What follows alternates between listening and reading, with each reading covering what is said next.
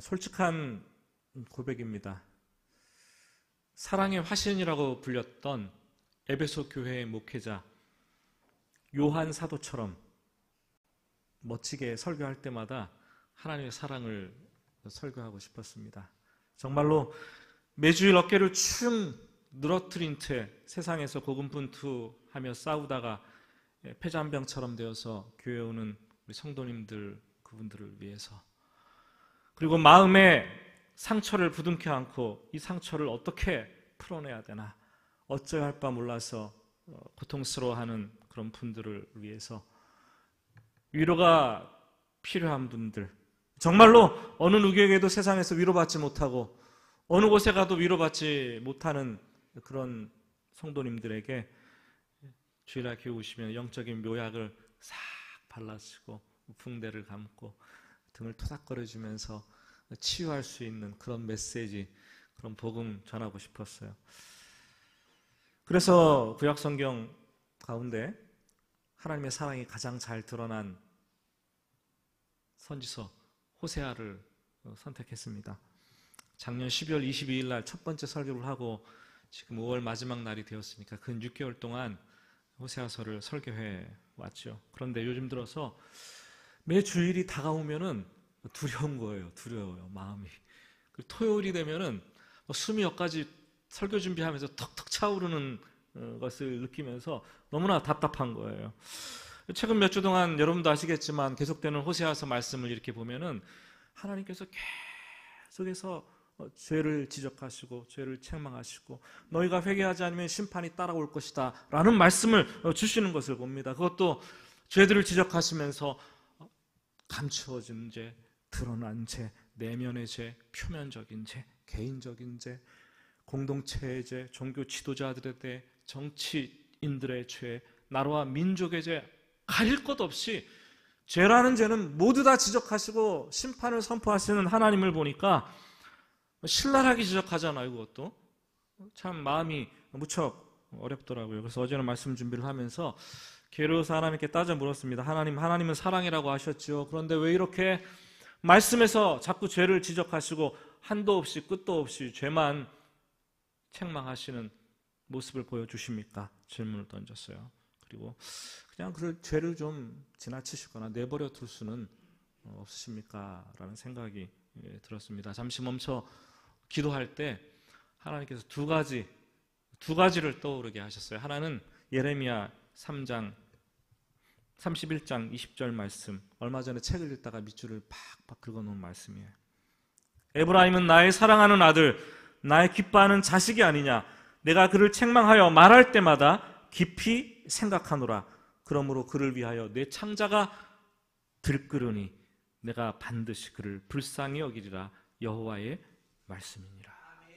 말씀을 보니까 하나님께서 우리의 죄를 지적하고 죄를 책망할 때마다 하나님의 마음에 얼마나 고통이 있는지 창자가 막 끊어진 것처럼 아픈 고통이 있다라는 거예요. 막 치근히 여겨서 미치겠다는 하나님의 심정을 토로하는 그 말씀이 기억에 났어요. 우리만 아픈 것이 아니라 죄 때문에 하나님도 이렇게 아프시구나 라는 생각이 드니까 위로가 이렇게 찾아오는 거예요, 저한테도. 그리고 또 한 가지, 지난주 새벽 기도를 마치고 우리 권사님 한 분이 저에게 와서 마주쳐서 이런 얘기를 하셨어요. 목사님, 호세아서를 강의하시면서 죄를 계속해서 말씀하시는데 그래도 따뜻함을 느낍니다. 이렇게 말씀을 하셨어요. 제가 이 문제 때문에 굉장히 몇 주 동안 어려웠었는데 그 말을 탁 들었더니 얼마나 그 말이 위로의 말인지 몰라요. 정말 하나님께서 제 마음을 아시고 주신 그런 메시지가 아닌가라는 생각이 들었어요. 여러분, 오늘도 어김없이 죄에 대해서 얘기할 겁니다.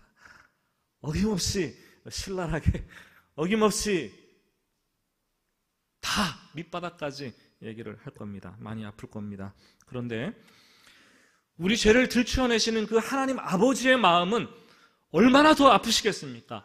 창자가 끊어지는 것 같은 그런 고통을 느끼시는 하나님 되신다라는 거예요. 바울 사도가 그런 말을 했어요. 죄가 더한 곳에 은혜가 더욱 넘치느니라. 저는 죄를 선포하지만 우리 교회에 여러분들 성도의 심령 속에 은혜가 넘치는 시간 되시기를 축복합니다. 하나님께서 죄를 말씀하시지만 그것이 우리를 아프게 하기 위한 것이 아니라 우리를 사랑하신다는 하나님의 놀라운 표현임을 믿으시기를 바랍니다. 마음이 따뜻해지는 그런 시간 되시기를 예수님의 이름으로 축복합니다. 오늘 8절 말씀 우리 같이 한번 크게 읽어보겠습니다. 에브라임이 여러 민족 가운데 혼합되니 그는 곧 뒤집지 않는 전병이로다. 에브라임은 북이스라엘을 얘기를 합니다. 에브라임은 북이스라엘에서 가장 강력한 지파였죠. 큰 영향력을 끼치고 대표적인 지파예요. 그런데 그들의 특징은 헌신이었고 배려가 없었어요. 신실하지 못했어요. 하나님 북이스라엘을 가리켜서 북이스라엘을 대표하고 있는 에브라임을 들어서 이스라엘 너희가 마치 하나님의 언약 백성이라고 말을 하지만 헌신하지도 못하고 신실하지도 못하고 정말 너희가 그런 모습이구나 라고 지금 말씀을 하고 있습니다. 책망하시는 내용이 뭡니까? 혼합되었다. 이방 민족과 함께 혼합되었다. 무슨 말입니까? 장차 징계를 받아서 나라가 패망하고 전 세계로 끌려가서 혼혈 민족이 될 것을 예언한 것입니까? 아니에요. 지금 현재 상황에 대해서 얘기를 하고 있습니다. 북이스라엘이 민족의 정통성, 신앙의 순수성을 잃어버리고 혼합주의가 되었다라는 거예요.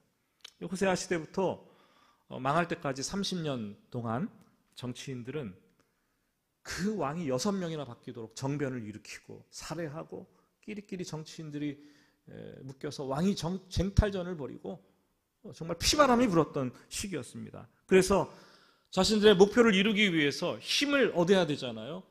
외세를 끌어들이는 거예요. 외세. 정권을 잡기 위해서 어떤 사람들은 아수르와 손을 잡고 어떤 사람들은 애굽, 이집트와 손을 잡습니다. 정치적으로 손을 잡았을 뿐인데 희한하게도 그들의 지략과 그들의 문화와 그들의 문물이 들어오는 거예요. 그것과 함께 동시에 가치관과 세계관이 그들 속에 들어와서 잠식해버리기 시작을 합니다. 자연스럽게 유일신만 섬기겠다는 이스라엘의 유일신 신앙이 이방 우상들과 뒤섞여서 혼합주의 종교가 되어버리기 시작하는 거예요. 호세아는 이런 이스라엘을 바라보면서 마치 너희가 뒤집지 않은 전병 같구나 이렇게 얘기를 했어요. 전병은 떡이라는 거예요. 잘 달구어진 화덕에 이스라엘 백성들은 떡을 구워 먹었어요. 근데 떡을 이렇게 구우면 밑에가 좀 노릇노릇하게 타잖아요. 그럼 어떻게 해야 돼요? 이렇게 뒤집어야 돼요. 뒤집어야 돼. 그래야 또 반대쪽도 노릇노릇하게 타면 또 뒤집고 계속 뒤집어져야지 타지 않아요. 근데 뒤집지 않은 전병 같도다. 한쪽은 새카맣게 타고 있는데 한쪽은 익지도 않고 완전히 먹을 수 없는 떡이 되어가고 있다라고 말을 한다라는 거죠. 뭡니까? 한편으로는 하나님을 잘 믿는 백성처럼 예배를 드리고 제사를 열심히 드리는데 또 한편으로는 우상숭배에 가담하고 외세를 의지하면서 혼합주의가 되어가고 있는 그 모습을 신랄하게 지적하고 있는 것입니다. 여러분, 싱크러티즘, 이 혼합주의가 무엇입니까? 기독교에 세상이 들어오는 거예요. 세속주의가 들어오는 거예요. 샤머니즘이 들어오고 다른 종교의 사상이 기독교로 들어오는 것을 그래서 섞이는 것, 한데 어우러지는 것을 혼합주의라고 얘기를 합니다. 오늘날 교회는 혼합주의의 온상이 되었어요. 물들어가고 있어요. 언젠가 기사를 봤는데 서울의 초대형 교회 이 목사님이 설교 시간에 그런 얘기를 했대요. 여러분 1억 원 11조 하게 되시기를 예수님의 이름으로 축복합니다. 성도들이 아멘 그랬어요. 아멘. 제가 지금 여러분 1억 11조 하게 되기를 예수님의 축복합니다. 그럼 여러분 어떻게 하시겠어요? 안 좋으세요? 1억 11조 하면 도대체 얼마가, 그 월봉이 얼마인 거예요 도대체. 예? 근데 성도들이 아멘 했다라는 거예요. 그게 맞는 말씀입니까? 그렇게 기도해야 됩니까? 그걸 바라고 사모해야 됩니까? 근데 많은 교회에서 그런 일들이 벌어지고 있다는 거예요. 만몬과 신앙이 합쳐져서 혼합주의를 이루고 아무렇지도 않게 설교되어지고 아무렇지도 않게 성도들이 기도하면서 그것을 간구하고 있는 이 현실, 하나님과 돈을 한번 같이 믿어보겠다는 혼합주의가 아니고 여러분 무엇입니까? 여러분 혼합주의라는 거예요. 어전에 어떤 집사님께서 저한테 그런 말씀을 하셨어요. 40대 남자 집사님이었는데 간증을 하시는데 직장에서 그분이 예수 믿는다는 것을 사람들이 다 알고 있었어요. 그런데 사람들이 자꾸 어울리지 않고 그러니까 좀 우리랑 같이 어울리고 좀 융통성 있게 좀 하라고, 술도 하고 담배도 하고 좀 그러라는 거예요. 그래서 서서히 그렇게 해서 했다. 회식도 하면은 2차도 가고 뭐 이렇게 가고 늦게까지 뭐 하고 술도 마셔보고 한번 그랬다라는 거죠. 그래서 그렇게 하면은 직원들이 칭찬해주고 같이 좀 잘 어울릴 수 있고 뭐 그럴 줄로 알았다라는 거예요. 그런데 나중에 그들끼리 모여서 뒷담화하는 얘기를 들었는데 이렇게 얘기하더라는 거예요. 야, 걔 나이롱 신자야, 나이롱 신자. 예수 믿는 게 어떻게 그럴 수 있어? 예수 믿는 사람도 아니고 예수 믿는 게 어떻게 그럴 수 있어? 예수를 믿으려면 똑바로나 믿지. 그리고 욕을 하더라는 거예요, 세상 사람들이. 자기는 정말 세상 사람들과 친해보고 그들과 섞여서 잘해보려고 노력했는데 돌아오는 건 책망과 판단과 비난이었다라는 거예요. 여러분, 세상 사람들이 자꾸 우리를 향해서 세상과 어울리라, 우리와 함께하자 그렇게 말을 하고 하지만 그들의 속마음은 신자는 신자다워야 한다는 거예요. 그렇지 않으면 그들은 니네들도 우리와 하나도 다를 바가 없네, 니네가 예수 믿는다고 하는데 뭐가 다르냐 그러면서 욕하고 판단을 합니다. 비난합니다. 그래서 지금 한국 교회가 개독교라고, 기독교가 개독교라는 오명을 쓰고 있는 겁니다. 제가 인터넷 창에 개독교라고 한번 써봤어요. 뭐가 나오나 보려고. 그랬더니 그 나무 위키 백과에서 단어를 설명해 주겠는데 이렇게 문구가 적혀 있더라고요. 예수의 가르침을 따랐다면 개독이라는 말이 생겨날 이유가 없었을 것이다. 그러나 개신교인들은 성경의 가르침을 왜곡하고 예수를 믿으면 복받고 천국 간다는 것에만 꽂혀서, 여기까지 있는데 제가 얼굴이 화끈거려서 읽을 수가 없는 거예요. 이 세상 사람이 쓴 건데 기독교인들을 향해서 이렇게 쓴 거예요. 그들이 예수의 가르침을 똑바로 믿었다면 개독교라 부를 이유가 없다. 이게 세상 사람들의 관점인 거예요.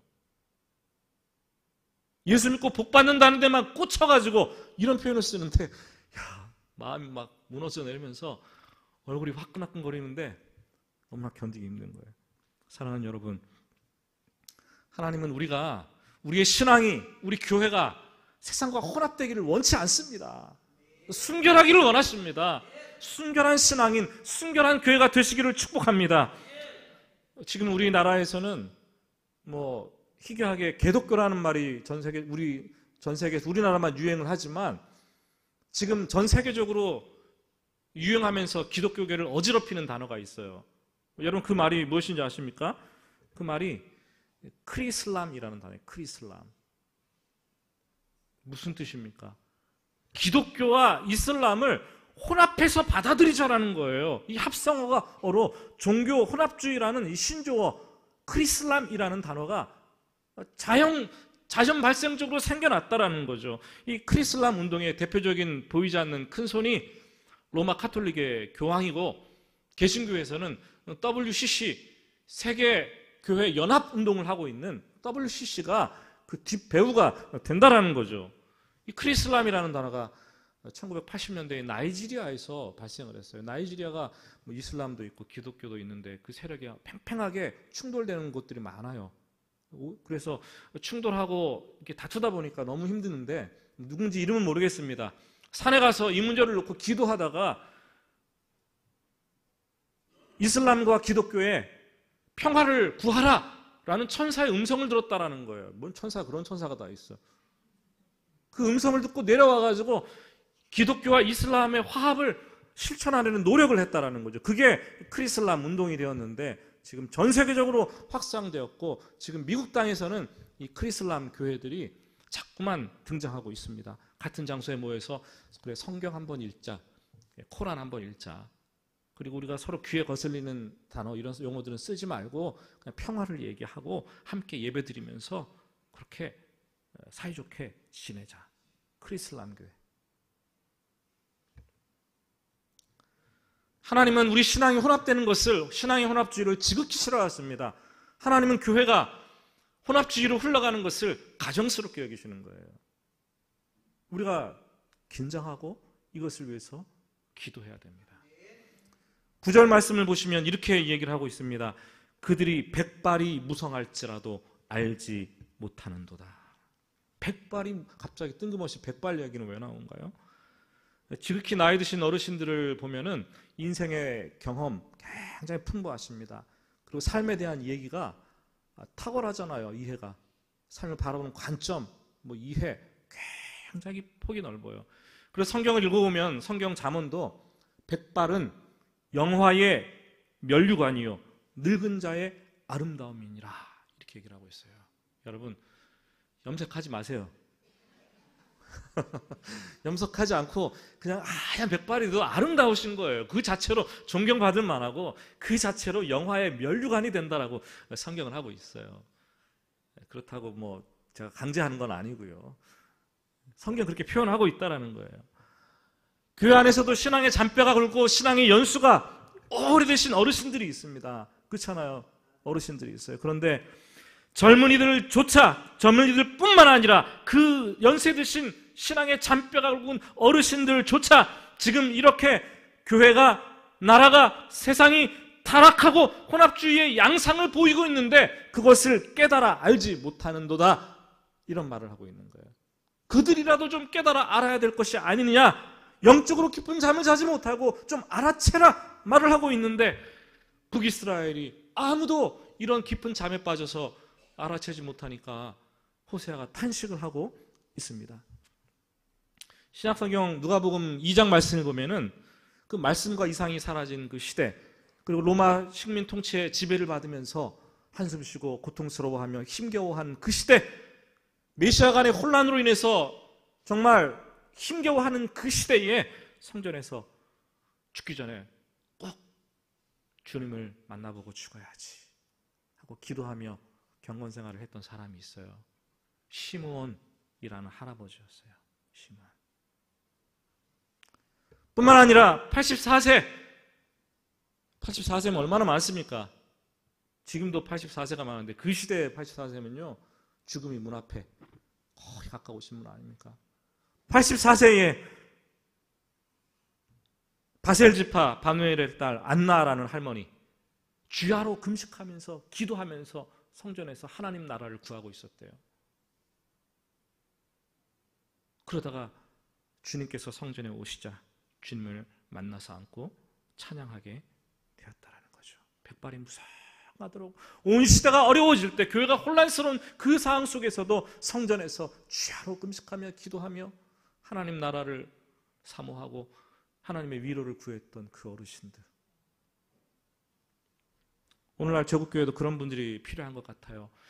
영적인 깊은 잠을 깨우기 위해서 새벽에, 밤에 기도하는, 경건을 지켜나가는 신앙의 어르신들, 무너져가는 교회와 이 나라 성도들을 다시 살리는 원동력이 될 거라고 저는 믿습니다. 참 감사하죠. 우리 해오른 교회는 그렇게 기도하는 분들이 많이 계세요. 예? 어르신들이 많이 계시다는 거예요. 제가 새벽에 설교를 하는 날은, 새벽 말씀을 전하는 날은 보통 4시 반 전에 교회에 도착합니다. 도착해서 문을 이렇게 하고 정리를 하는데, 그때 오면 이미 훨씬 이전부터 와가지고 기도하시는 분들이 계세요. 그 무렵에 와서 기도하시는 어르신들이 계세요. 그 새벽에 어르신들이 몸도 연약한데 멀리서 오시고 또는 힘들게 걸어오셔서 기도하시는 어르신들의 모습 저는 바라보면서 우리 교회가, 조국교회가 그래도 이렇게까지, 이렇게나마 견딜 수 있는 것은 그렇게 기도하는 분들이, 백발에 성성하도록 기도하는 분들이 있기 때문에 견딜 수 있게 된다라는 생각이 들더라는 거예요. 사랑하는 여러분, 어르신들의 몫입니까? 깨어있는 게? 아닙니다. 우리 성도들의 몫이고, 우리 직분자들의 몫이고, 우리 성도들, 젊은이들의 몫이에요. 이 기도하는 모습, 영적으로 깨어있는 모습이 다음 세대에 전수되어야 되고, 좋은 유산이 되어서 계속해서 물려져 내려가야 되는 거예요. 11절 말씀을 보시면 북이스라엘의 죄악을 지적하는 또 다른 비유가 나오지요. 같이 읽어보겠습니다. 에브라임은 어리석은 비둘기같이 지혜가 없어서 애굽을 향하여 부르짖으며 아수르로 가는도다. 어리석은 비둘기 같다라고 비유를 들고 있습니다. 영어 성경을 보면은 silly라는 단어를 쓰고 있어요. silly, 우스꽝스럽고 어리석고 무지한 비둘기다. 저는 그 비둘기에 대해서 얘기를 들을 때 비둘기가 평화를 상징하고 비둘기는 순결하고 고귀한 존재지, 어리석다라는 단어를 비둘기에 갖다 붙이는 것을 잘 보지 못했습니다. 그런데 오늘 말씀은 비둘기가 어리석다라고 얘기를 하는 거예요. 언젠가 뉴스를 보니까 중국에서 비둘기 한 마리가 16억에 팔렸대요. 뭔가 이렇게 나중에 봤더니 그 비둘기가 탁월한 기소 본능을 이용해서 그 탁월한 비행 실력을 가지고 있었는데, 그 메시지를, 우편을 정확하게 전달하고 난 이후에는 그곳에서 정확하게 그 보낸 곳으로 다시 되돌아온다라는 거예요. 그러니까 왔다 갔다 편지를 주면서 이 역할을 너무나 충실하게 잘한다라는 거예요. 16억에. 보통 그렇게 잘하는 비둘기들이 5억에 팔리는데 비둘기 잡아서 또 연습하실라 이거. 16억짜리 비둘기가 있다. 깜짝 놀랐었어요, 여러분. 근데 왜 이 이스라엘을 지금 어리석은 비둘기, silly, 너브라고 얘기를 하고 있는 걸까요? 이스라엘 백성들은 누구하고 손을 잡으면 안전할까? 누구하고 손을 잡으면 나에게 더 유익이 있을까? 고민하면서 한 번은 아수르로 갔다가 또 한 번은 애굽으로 갔다가 왔다 갔다 하면서 이러지도 못하고 저러지도 못하는 갈팡질팡하는 모습, 하나님을 의지하지 아니하고 세상을 의지하면서 왔다 갔다 하는 그 모습이 마치 비둘기와 같다, 어리석다라고 표현을 했습니다. 11절 말씀을 유진 피터슨이 쓴 그 더 메시지 성경으로 보니까 참으로 우습게, 적나라하게, 신랄하게 쓰고 있더라고요. 에브라임은, 어리석은 비둘기를 이렇게 표현했어요. 에브라임은 새대가리다. 아둔하고 미련하기 짝이 없다. 처음에는 이집트에 붙어서 짹짹거리다가 다음에는 아수르에 붙어서 팔랑거리며 날아간다. 이렇게 썼어요.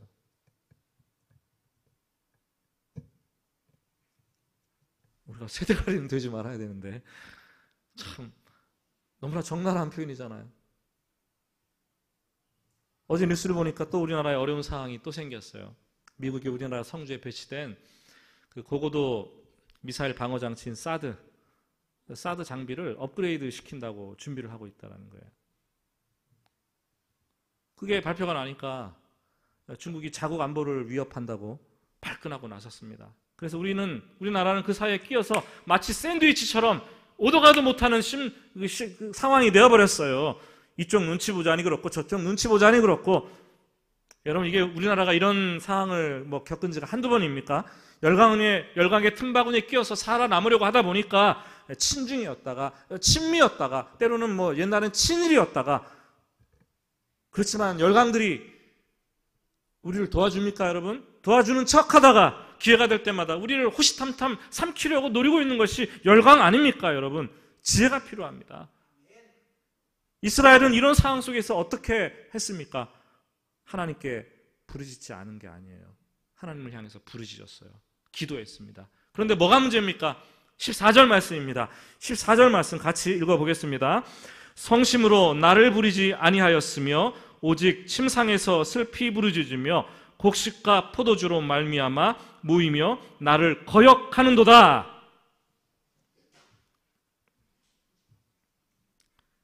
그러면 슬퍼하며 침상에서 부르짖었어요. 부르짖었는데 간절히 기도한 것이 아니라 성심으로 기도하지 않고 하나님 보시기에 온 마음 다해서 하지 않고 목숨 걸고 하지 않고 진심으로 하지 않았다라는 거예요. 기도를 드리지 않은 것이 문제가 아니에요. 기도를 드렸는데 성심으로 기도를 드리지 않았다라는 거예요. 예배를 드리지 않았다는 것이 아니에요. 예배를 드렸는데 온 마음 다해서 드리지 않았다라는 거예요. 꾸벅꾸벅 졸고 예배 시간에 딴 생각하고 마음은 다른 데가 있고. 지금도 조는 분이 한 분이 계시네. 하나님 그걸 문제 삼는 거예요. 너희가 백날 그렇게 해봐라. 너희가 백날 그렇게 기도해봐라. 무슨 소용이 있는가? 어떤 목사님이 그러더라고요. 아니, 천지를 창조하신 위대하신 하나님의 말씀, 복음을 선포하는데 조는 것은 기적이라 그러더라고요. 기적. 근데 그 기적이 맨날 교회에서 일어난대요. 예?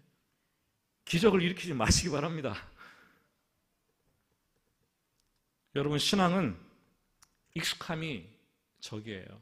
세상에서 우리의 기술과 능력은 익숙함이 우리의 능력이 되고 실력이 되지만 성도들에게 익숙함은 예배드림이 익숙해지고 기도하는 게 익숙해지는 것은 화근입니다. 화를 불러오는 거예요. 신앙은 프로페셔널이 필요 없어요. 아마추어만 필요한 거예요. 간절히 눈물 흘리고 연약하고 부족하고 내가 초월하는 것을 인정하는 그 사람이 신앙의 프로페셔널인 거예요. 오히려 지금 말씀하십니다. 성심으로 너희가 하지 않았다. 성심으로 하지 않았다. 성심당이 생각났어요. 대전에서 이 대표적인 향토기업 이 성심당, 항상 뭐 저는 성심당을 잘 안 가는데 대전에 놀러 오는 친구들만 있으면 성심당 가자 그래가지고 성심당을 가게 되더라고요. 유명하잖아요. 북한에서 과수원을 하던 임 씨가 북한 정권이 종교를 탄압하니까 신앙의 자유를 얻고자 1.4후퇴 때 남한으로 내려왔어요. 내려오면서 하나님께 그런 기도를 드렸다라는 거예요. 가족과 함께 무사히 살아남는다면 내가 남을 위해서 봉사하면서 살겠습니다. 성심으로 다해서 봉사하면서 살겠습니다. 기도하고 예수님의 마음 성심처럼 내가 그렇게 살아내겠다고 다짐을 했어요. 무사히 남쪽에 와서 정착을 했는데 그것이 대전이었고, 그래서 대전역에 처음에는 노점을 천막을 치고 노점을 시작했습니다. 찐빵을 만들어서 팔면서 주위 사람들에게 나누어 주고, 배고픈 사람들 갖다 먹이고, 돈을 벌면 가난한 사람들 나누어 주면서 구제 사업을 했다라는 거예요. 예수님의 마음을 품고 성심으로 정말 했다라는 거죠. 지금도 대를 이어서 나눔과 봉사를 계속하고 있고 매월 4,000만 원 어치의 빵을 나누고 있대요. 하나님이 축복하시겠죠. 그러니까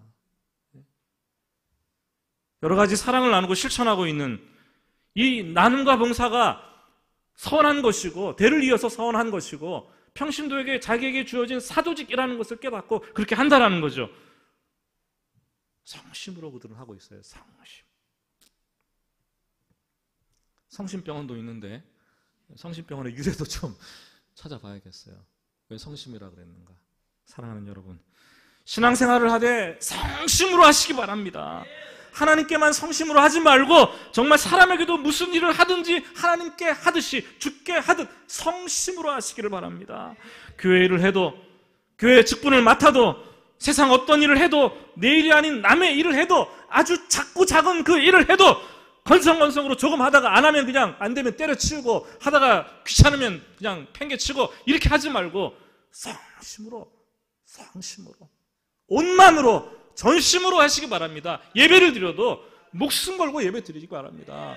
졸리면 자리에 일어나서 뒤로 나가고, 여러분 토요일 밤에는 정말 주일을 준비하면서 일찍 주무시고 아침에 일찍 일어나서 오늘 무슨 말씀을 전할 것인가 말씀 한번 이렇게 보고 오고 와서는 간절히 하나님의 임재를 구하면서 기도하고 성심으로 한번 해보세요. 예수를 믿는데, 신앙생활을 하는데 믿는 것 같지도 않고 안 믿는 것 같지도 않고 혼합주의가 되어서 세상 사람들에게 너도 그리스도인이냐? 네가 예수를 믿으면 나도 하나님을 믿는다. 이런 말 듣지 말고 정말 한번 열심히 믿는 것처럼 그렇게 해봐야 될 거 아닙니까, 여러분? 하나님은 성심으로 신앙생활하는 자들을 찾으십니다. 우리가 부르짖어 기도해도 성심으로 하지 않는다면 하나님은 듣지 않으십니다. 우리가 아무리 많은 예배를 들어도 성심으로 하지 않는다면 그 예배 받지 않으십니다. 형식적으로 거칠애로 기도의 흉내만 내고 예배의 흉내를 내는 것, 하나님을 믿는 것 같지만 아수르로 갔다가 애굽으로 갔다가 곡식과 세포들을 구주를 구하면서 바알신을 섬겼다가 이리저리 가는 그런 신앙의 모습, 우리는 근절해야 될 것입니다. 하나님은 오늘 16절 말씀을 보시니까 그들의 행동이 마치 속이는 활 같다고 말씀을 하십니다.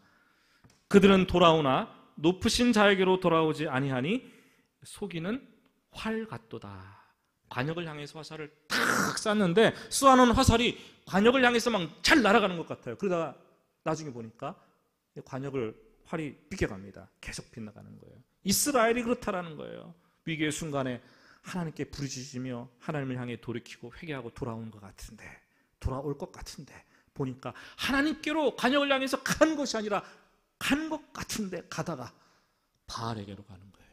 곡식과 세포들주의 유익을 주는 그 욕망에 이끌려서 바알에게 찾아가는 거예요.